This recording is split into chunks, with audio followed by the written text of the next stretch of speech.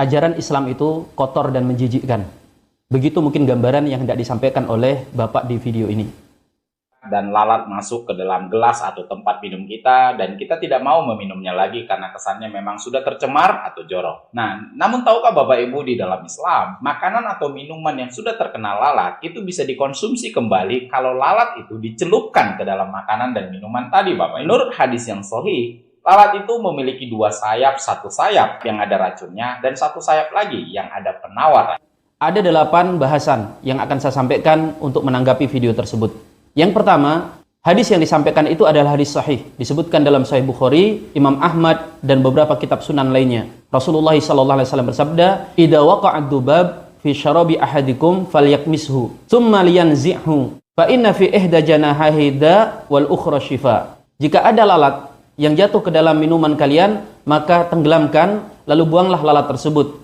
Karena sesungguhnya di salah satu sayapnya ada penyakit dan di sayap lainnya ada obat. Poin yang kedua, hadis ini menunjukkan mukjizat kenabian, di mana Rasulullah SAW menginformasikan tentang sesuatu yang itu mustahil diketahui di zaman itu. Baru belakangan inilah kemudian diketahui apa yang disampaikan oleh Nabi SAW ini adalah benar dan terbukti secara ilmiah, di mana lalat tidak hanya membawa penyakit, tetapi ternyata di tubuh lalat itu mengandung semacam obat yang bisa menjadi antibiotik. Dan sudah banyak pakar kesehatan yang telah menjelaskan tentang hal ini. Yang ketujuh, mafhum mukhalafahnya atau pemahaman terbaliknya, Rasul lewat hadis ini mengingatkan umatnya tentang bahaya lalat. Karena lalat itu membawa penyakit.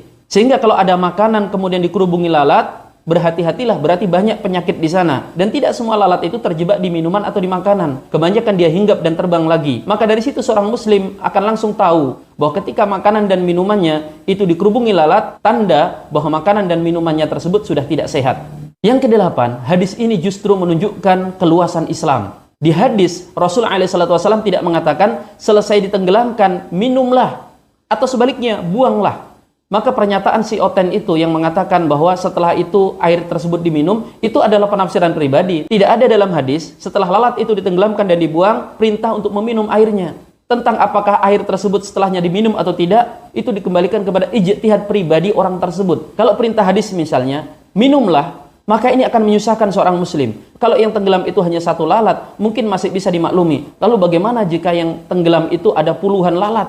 Yang kedua, kalau perintahnya buanglah, itu juga akan menyusahkan seorang muslim. Lihat misalnya kasusnya, kalau seseorang membuat minuman dalam jumlah yang banyak, kemudian ada perintah dari hadis Nabi, buanglah minuman tersebut, alangkah ruginya. Hanya karena satu lalat kecil yang sangat mungkin dampaknya tidak terlalu besar, itu harus membuang sekian banyak minuman. Poin hadis tersebut mengajari seorang muslim untuk peduli lingkungannya, yaitu ketika ada lingkungan yang tercemar, maka seorang muslim dituntun lewat hadis ini, dia harus berupaya untuk menetralisir pencemaran tersebut.